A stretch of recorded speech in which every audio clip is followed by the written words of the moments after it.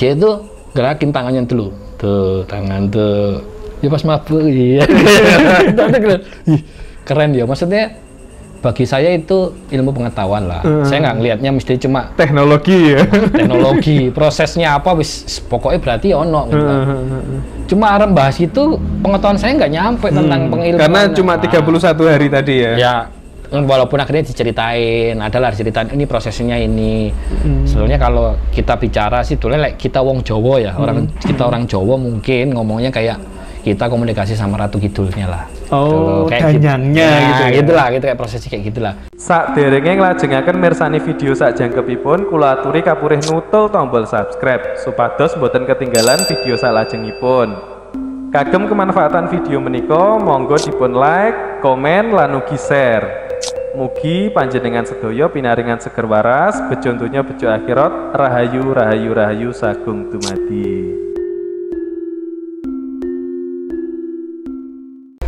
Assalamualaikum Mas Gaduh. Waalaikumsalam warahmatullahi wabarakatuh. Gimana kabarnya Mas Gaduh? Alhamdulillah sehat Mas. Mas Raka gimana kabarnya? Alhamdulillah sehat. Hari ini saya datang ke Nganjuk ini. Kenapa kok ke Nganjuk Mas Gaduh? Jadi Nganjuk itu Pace ya, Pace Nganjuk itu sekarang itu tempat tinggalnya orang tua saya. Bapak Ibu berarti ada di Pace Nganjuk? Di Pace Nganjuk. Monggo yang mau pinara ada depot jamu. Cuma di Google Maps salah tadi ya, kesasar. Bener Mas, bener sebenarnya. Berarti tadi memang kuotanya si drivernya itu agak ngaco. Jadi di itu ada depot jamu sumber sehat, monggo pinara. Kalau yang doyan jamu, ramuan-ramuan herbal ya, herbal. Ramuan-ramuan tradisional. Terus Mas Gaduh, terkait dengan pertanyaan-pertanyaan netizen yang sudah saya saring Mas Gaduh. Itu tadi kan ada yang tanya tentang biografinya Mas Gaduh sih sebenarnya.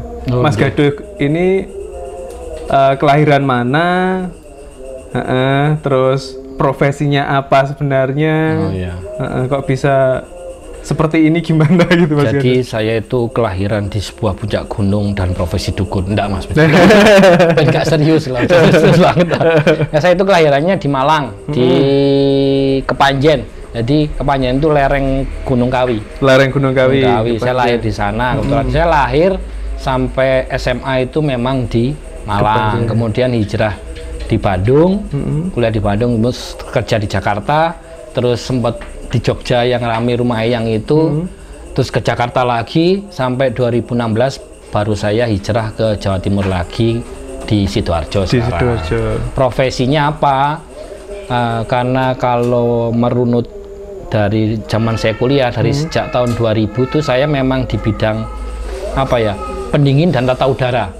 Kasarannya itu kayak kulkas sama AC tapi yang besar-besar, yang serumah lah, custom lah.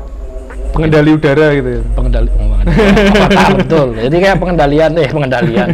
Kok ngurusin temperatur lah, temperatur buat manusia, buat beku, buat chiller atau apapun, sama kelembapan misalnya itu.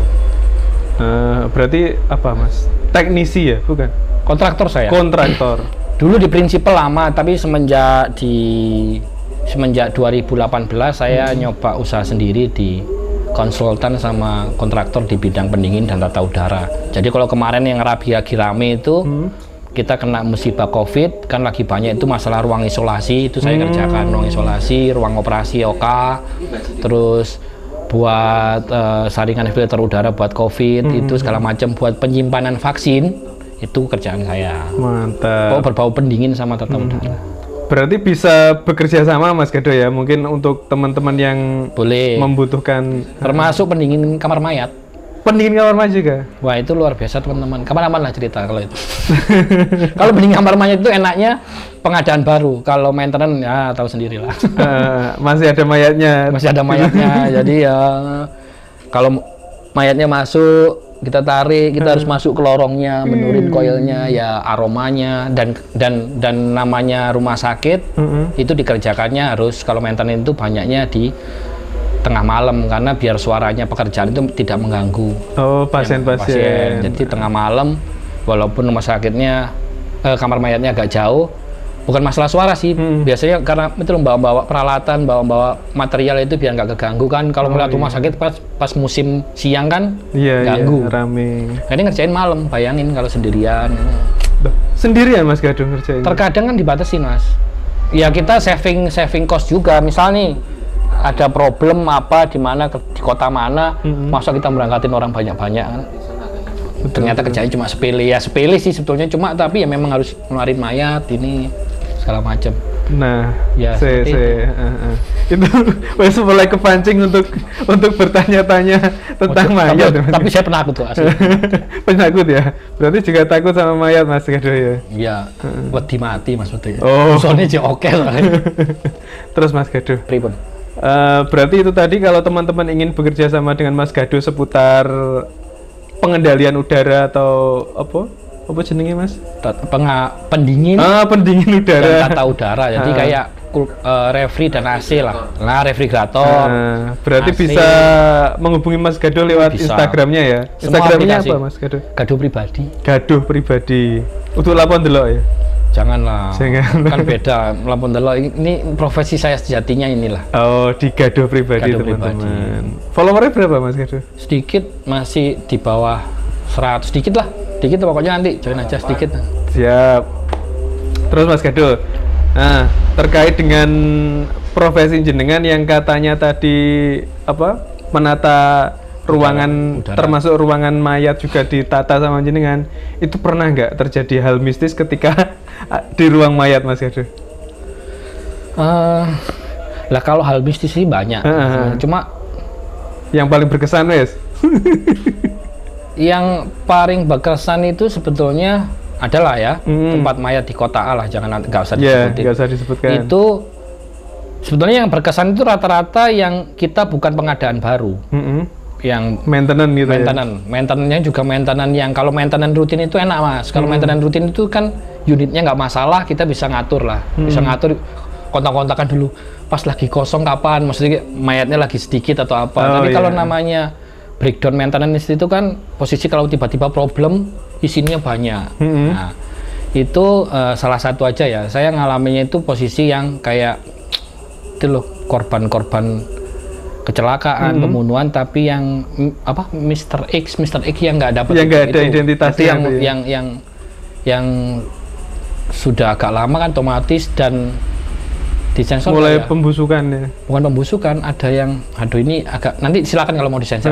Ada beberapa memang kalau Master X yang lama itu saya nggak tahu ya, mungkin itu kebijakan apa, silakan. Itu ada yang kayak warganya itu juga buat penelitian kedokteran toh. Oh iya. Buat anak-anak kedokteran itu kadang-kadang dibalikin itu yang kalau pas lagi benerin di dalam, pas posisi ngeliat itu kan kadang-kadang ya wis itu. Kalau masalah mistisnya sih ya otomatis ya apa ya ya suara itu umum lah, itu hal sing ya seorang teknisi yang harus kerja malam, saya yakin sih teknisi dimanapun itu ya wis siap, mentalnya harus siap. Kayak cuma suara terus kayak tempat lokernya itu terus gerak sendiri itu udah umum. Tiba-tiba kita lagi ngerjain di sebelah ada orang nangis apa, tapi masih dalam ruangan, kayak di kan modelnya kayak kabin-kabin gitu kan, kayak lorongnya chamber itu ada suara nangis itu wis umum. Terus yang sering itu garu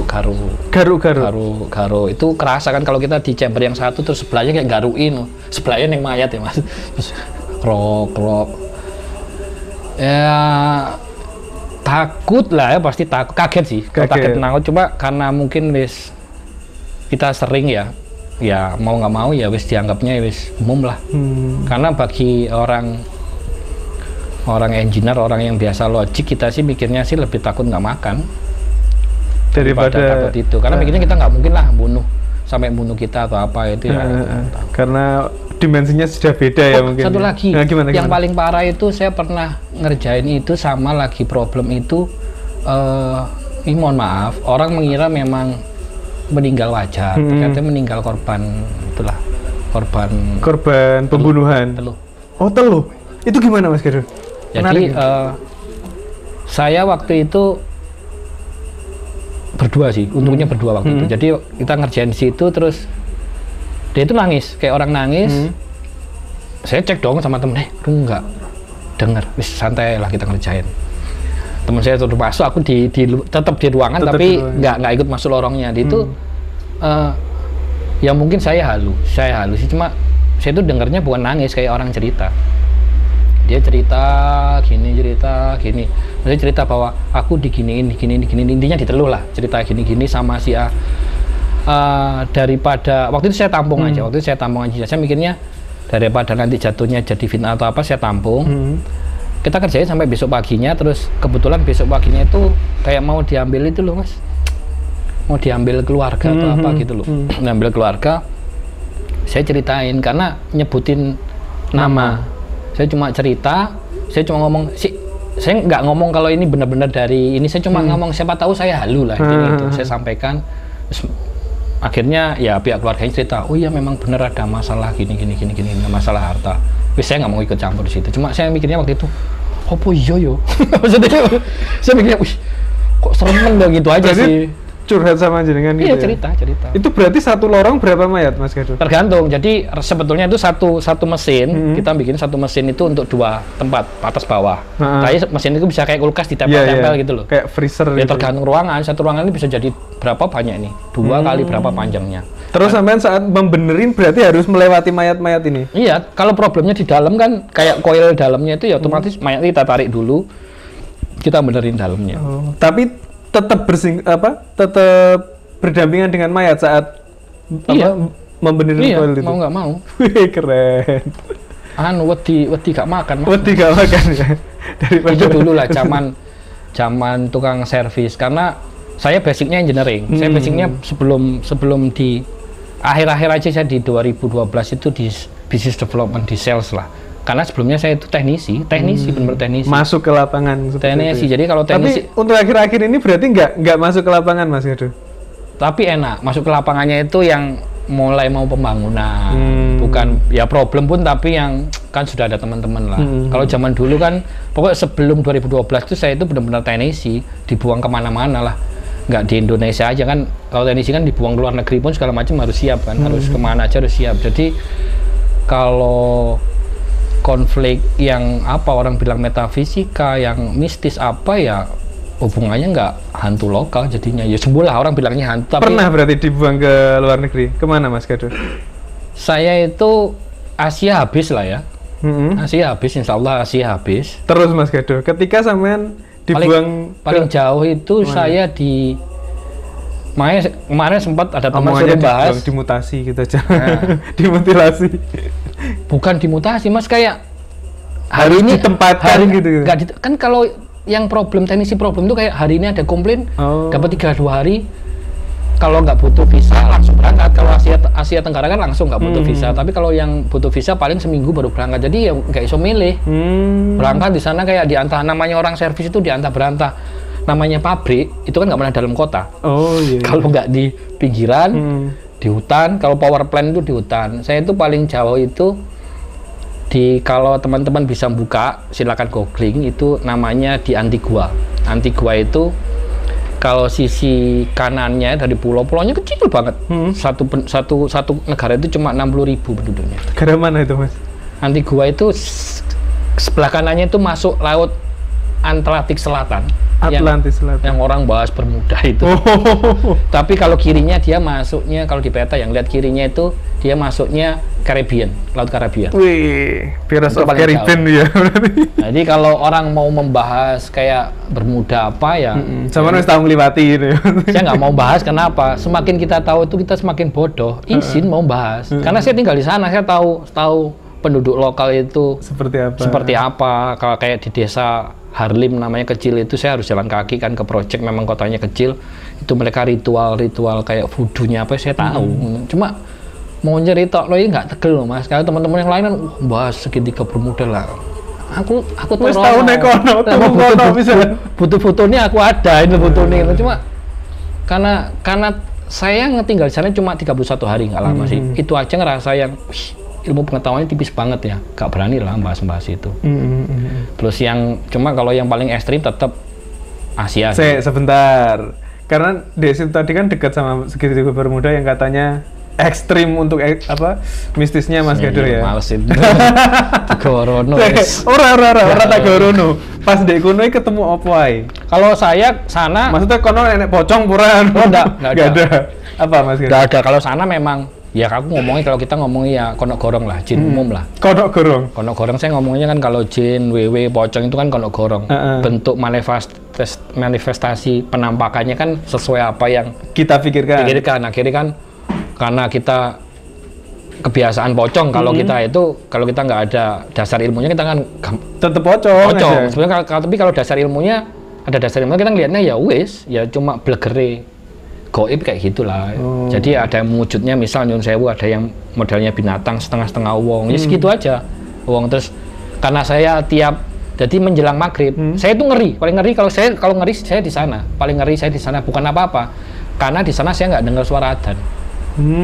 Maksudnya nggak dengar suara adzan, nggak nemu masjid satupun. Selama saya di Asia atau apa, event saya ke UK itu saya masih nemu masjid lah. Di Inggris saya masih menemu masjid. Kalau ada apa-apa itu ya karena saya Muslim, harap dongo ini tenangi rumah lah. Tenangnya di masjid. Pas di sana itu kayak wah ya nang orang yang backup. Gitu. Jadi mereka itu ada memang kalau tiap waktu maghrib ya, mereka itu selalu nyetel musik reggae, terus minum bir lokal.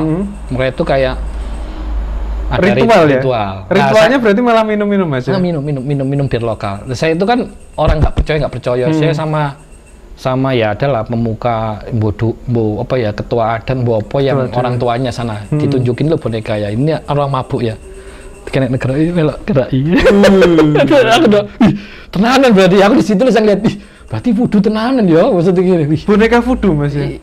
Sebenarnya cuma boneka apa aja sih dia ngambil, tapi itu dia punya lah, dia udah punya, ada macam-macam. Dia cuma nunjukin, tapi nunjukinnya bukan nyakitin yang kayak Sunda, cuma buat iseng gitu ya. Dan kan ada dialog lah, karena di sana pakai Inggrisnya kan bagus, orang Antigua. Dia itu gerakin tangannya dulu, tangan ya pas mabuk, iya. Keren ya, maksudnya bagi saya itu ilmu pengetahuan lah. Saya nggak ngelihatnya mesti cuma teknologi ya. Teknologi, prosesnya apa pokoknya berarti ono gitu. Cuma arem bahas itu pengetahuan saya nggak nyampe tentang pengilmuan. Karena cuma 31 hari tadi ya. Ya, walaupun akhirnya diceritain, adalah diceritain ini prosesnya ini. Sebenarnya kalau kita bicara sih tulen kita wong Jawa ya, kita orang Jawa mungkin ngomongnya kayak kita komunikasi sama Ratu Kidulnya lah. Kayak danyangnya gitu ya. Gitulah, gitu kayak prosesnya kayak gitulah. Gampang aja seperti itu. Aku cuma mikirnya, podo ya ternyata sama. Cuma ya ndak ada pocong, ndak ada yang baju kayak Jawa ya ndak ada. Biasa. Selalu pakai bir lokal gitu. Gitu biasa. Itu sih, tapi kalau yang singgungan metafisika orang to orang tetap paling serem Asia. Ya? Paling serem itu pengalaman saya itu di Songkhla Hatie. Songkhla Hatie itu Thailand Selatan, perbatasan sama Malaysia yang mayoritas muslimnya kencang, tapi budanya gede juga. Jadi memang sana itu Islamnya banyak lah. Itu ada ceritanya unlogik juga, maksudnya saya ada kerjaan problem, cuma pipa bocor stainless isinya amonia. Secara logik saya itu cuma mikir ini kerjaan harusnya 2 hari maksimum selesai, walaupun saya berangkat sana berdua sama teknisi, masih ada anaknya sekarang. Ternyata pengerjaannya itu sampai 3 minggu. Jadi datang pertama, nyuruh orang pertama naik, ceblok. Untung wong lokal. Meninggal? Gak, patah tulang kan cuma piro ya? Itu 9 di meter apa ya? Mas? 8 meter pabrik gede, pabrik pendingin besar itu amonia itu gedenya salapangan futsal kurang gede lah. Itu pendingin pakai amonia, dia jatuh blek. Sopo pokoknya musibah terus saya kok aneh ki apa? Ya, saya itu kalau ada apa-apa kan selalu mesti biasalah pamitan SIM. Andalan Gavi Pharma. Telepon walaupun internasional roaming telepon. Mbok, aku ngene-ngene. Wis bengi begadang gini, wis kene belakang wis. Saya suruh tirakatan lah. Akhirnya nemuin jawaban bahwa ternyata ya ini bebas ya karena orang negara lain. Ternyata mereka itu pakai tumbal memang. Pakai tumbal. Saya awalnya nggak ditunjukin ini tumbalnya apa, cuma tunjukin tempatnya. Cuma saya bilang setelah ke orang ownernya, bukan ownernya waktu itu, perwakilan owner pabrik, ada sesuatu di ujung sana, silakan gali, itu nggak benar. Pas digali itu kerangka bayi, Jadi nggak tahu itu yang dimasukin bayi hidup atau aku nggak ngerti ya. Yang Pokoknya bentuknya wis kerangka tapi wis rongkot, tapi ya asli ini rongkot ini gak yang karek rongkot enggak, berarti kan belum lama. Mesti rongkot ini jangan sisa-sisanya. Pembusukan gitu ya. Pembusukan gitu. Singkat cerita, pendeknya aja ya. Singkat cerita ternyata itu perintah dari kayak saya anggap aja owner itu punya ahli spiritual apa gitu. Pas itu dibongkar nggak terima, rame. Nah ini buat teman-teman. Ahli spiritualnya yang nggak terima. Nah ini konflik ini pelajaran buat teman-teman. Kita nggak perlu sok jago, nggak perlu sok apa. Jadi karena itu tempatnya orang. Di situ saya cuma mikir, oke, kebetulan karena kita sering jalan-jalan, kita kan banyak saudara. Saya kenal sama biksu muda di sana. Kalau teman-teman lihat di Instagram saya ada biksu muda waktu di Songkla, itu spesialis itulah spiritual gitu ya. Ya sudahlah, bro, podo daerahmu sak daerahmu bawa aja. Mereka akhirnya beres itu selesai setengah hari selesai kerjaan. Padahal sebelumnya membutuhkan bulan Desember 2010 itu pas ulang tahunnya Raja Thailand yang barusan mangkat, yang barusan kemarin meninggal tahun kemarin itu saya masih ingat bulan Desember itu ya. Jadi pesan moralnya apa ya, walaupun mungkin ada teman-teman yang ngerasa bisa, kalau di daerah orang nggak usah, jangan, mending nabok nyilih tangan. Keren daripada Pak di loro kabeh. Iya loh, ngapain toh resiko? Ya kita nggak tahu lah, wallahu alam, siapa tahu di sana terus ada ini anak gurune timbang resiko, ya sudahlah. Terus Mas Gado, ketika itu tadi si apa ya? Kalau dibilang jinnya si bayi itu tadi keluar nggak? Saya ngelihatnya bukan masalah jin bayinya itu. Jadi pas itu dibongkar, itu ada sesuatu yang memang ibaratnya di sini itu ada oknum ya. Saya nggak ngomong dukun jelek ya, dukun bayi soalnya juga baik. Ada oknum dukun itu yang ya itu kan kayak dipakai buat nyarati dia, kayak radarnya dia lah. Ya konfliknya itu bukan sama urusan metafisik, enggak sama jenazahnya bayi, bukan. Jenazah bayi sudah selesai. Tapi dimasukin sesuatu dari beratnya jin kiriman dari sana, itu yang akhirnya konflik ya. Saya kan memang ya itu entah gimana, sengaja memang dipasang situ, memang usut karena sudah selesai. Akhirnya saya dapat kabar aja dari selesai yang di Thailand, ternyata itu memang intinya si oknum dukunnya itu mau morotin pelan-pelan ownernya terus. Gitu loh, ada permainan gitulah, biasa uang itulah. Jadi prosesnya nanti kalau ini problem dia kan diundang lagi, disarati gini. Jadi justru tumbal itu bukan membuat aman damai, enggak, tapi itu malah pancingan untuk bikin masalah terus kan, diundang nanti didamaikan. Misalnya ada masalah nih pabriknya, datang nih oknumnya datang, wah beres kan, tapi nanti 3 bulan lagi harus saya datang lagi lo ya. Kalau enggak tuh kan buktinya enggak, bakal dikerjain sendiri. Sulapan saya bilang. Sulapan. Jadi ya yang ngeri ya bagi saya ya ternyata sama orang. Ya bukan sama bangsa gitu, yang ngeri orangnya ya, manusianya. Oknum manusia berarti. Oknum manusia itu jahat ternyata. Terus rokokan saya boleh Mas? Nggak apa-apa Mas Gado. Terus jenengan kan sering ya jalan-jalan ke luar negeri, ke Asia, muter-muter gitu. Terus saya tuh pernah dengar gini Mas Gado, katanya orang yang bekas jajahan Majapahit, mohon maaf, itu katanya danyang-danyangnya di sana itu malah Jawa Mas Gado ya. Jadi kalau bicara itu ya tergantung culture sih Mas. Maksudnya ya danyangnya itu karena bicaranya gini, kalau masalah invasi suatu kerajaan, kalau kita ngomongnya kan, kalau saya ngeliatnya bukan Majapahit itu bukan Majapahit ya? Justru yang membekas itu kan, kalau ada yang teman-teman yang ke Kamboja, itu kan di Angkor Wat. Angkor Wat itu dulu kan sebelum memerdekakan dari Jawa, kalau saya nggak salah, karena saya bukan ahli sejarah, itu kan justru kerajaan Mataram Hindunya yang kuat sampai sana. Mataram Hindu ya? Sanjaya, tapi sudah Wangsa Sailendra itu sampai sana. Itu memang waktu prosesi sana itu ada guru spiritualnya juga ditarik ke sana. Biasalah suatu invasi, termasuk untuk itu juga ada guru pemuka agama lah, guru negara Koksu. Kalau orang China kan Koksu itu ditaruh sana, otomatis kayak sisi spiritual, metafisika itu mirip-mirip, tapi ya nggak semua. Kalau kita ngomong China ya beda Mas. China gitu ya. China dia ada keilmuan sendiri lah, ilmu hitam atau apapun itu ya ada sendiri lah, beda. Tapi kalau di seputaran Thailand masih ada hubungannya dengan Jawa, Mas? Mirip. Mirip. Thailand masih mirip. Thailand dan Kamboja, Myanmar mirip. Ini kan satu rumpun tuh. Masih mirip. Jadi memang itu Wangsa Salendra kita tuh sampai sana. Mataram Hindu, tapi Sanjayanya tapi sudah yang Wangsa Salendranya itu loh. Sampai sana. Angkor Wat itu, saya pernah ke Angkor Wat itu, keren loh itu tempatnya. Gede sebenarnya. Kalau gedenya kalah Borobudur sebenarnya. Kalau gede secara areal ya. Tapi kalau secara utuh bangunan yang ini ya memang bagus Borobudur. Siap Mas Gedo. Terus Mas Gedo, jenengan kan berarti apa? Termasuk itu tadi bisa dikatakan bolang Mas Gedo ya, dari negara sini ke sini, dari sini ke sini. Terus seperti itu berarti sampean juga mendapatkan sesuatu Mas Gedo dari apa ya? Makhluk spiritual itu. Kalau saya sih gini Mas, saya bukan makhluk spiritualnya yang saya dapat di situ. Saya itu kayak gini loh, kenal sama dari dianya saya itu banyak ilmu kan kita jadi diskusi banyak ilmu. Kearifan lokal di sini itu seperti ini loh.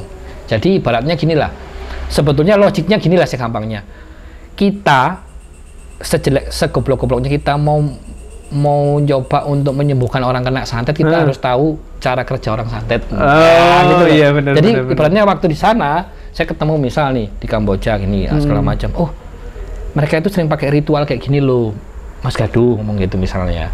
Jadi caranya nalangin minimalnya kalau sampai lagi lemah iman segala macam, lagi blank, nalanginnya pakai ini loh. Kan sana sing tahu. Oh, dapat ilmu. Oke. Tetap segala urusan sama yang kuasa, cuma kan nama ikhtiar kan terserah toh. Mas Gedo, kok bisa intens ya? Kan bab spiritual itu sangat sensitif banget kalau diomongkan secara umum gitu. Nah itu aku sampai sekarang bingung. Sampai sekarang itu saya tuh ya sampai sekarang kayak kemarin waktu yang ke Bali, teman-teman nganggap saya tuh nggak tahu, gampang banget deket sama orang-orang kayak gitu, kayak nyambung.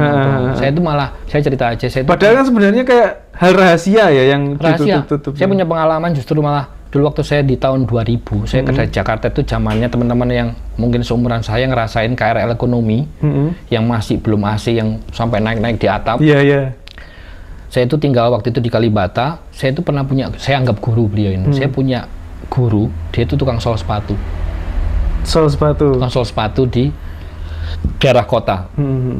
Dia tinggalnya di Cilebut. Cilebut itu stasiun terakhir sebelum Bogor.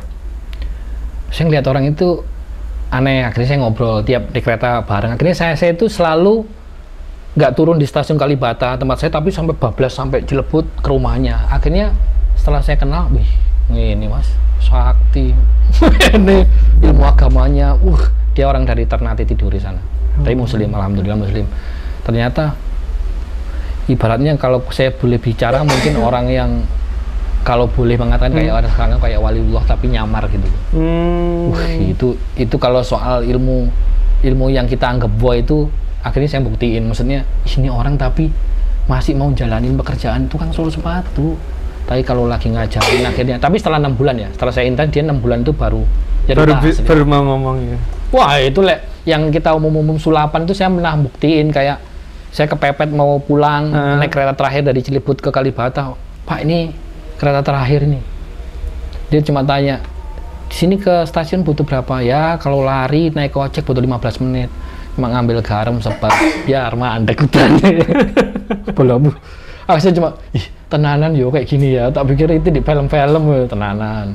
Kayak narik rokok dari warung gitu. Kan saya kesana selalu bawa rokok, terus lupa. Cuma suruh ngambil taplak kayak gini, ayo masukin taplak itu, tutupin, pukul taplaknya, buka Samsu loro Mas. Tapi dia pesan pulang bayar ya di warung depan. Itu Kiwong Sakti gitu. Tapi tukang sol sepatu hilang. Keren. Itu saya anggap guru saya. Kalau casingnya itu gimana Mas Gadu? Wis gak ketok Mas, gak kelihatan. Wis kita nggak itu kan saya cuma gerdek hati ya. Orang kan nggak mikir, ngapain ngobrol kan. Saya senang basa-basi. Saya orangnya cerewet soalnya. Saya senang basa-basi ngobrol. Orangnya kok asik ya ngomong. Orangnya masih tertutup. Main ke rumahnya biasa. Suatu saat lama-lama dia cerita.